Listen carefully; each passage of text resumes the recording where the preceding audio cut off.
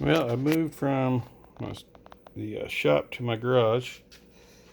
I opened up the V-belt and or the V pulley, and it's not really a pulley, it's just kind of two half pulleys. Anyway, it left me a 5/8 inch, maybe bigger, shaft, and this is what it's giving me. And if I can keep the belt tight enough, I think I'm going to be pretty happy with the speed. There's that, and there's my grinder.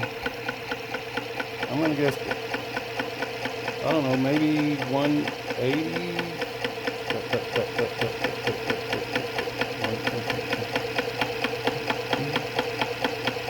Maybe 120.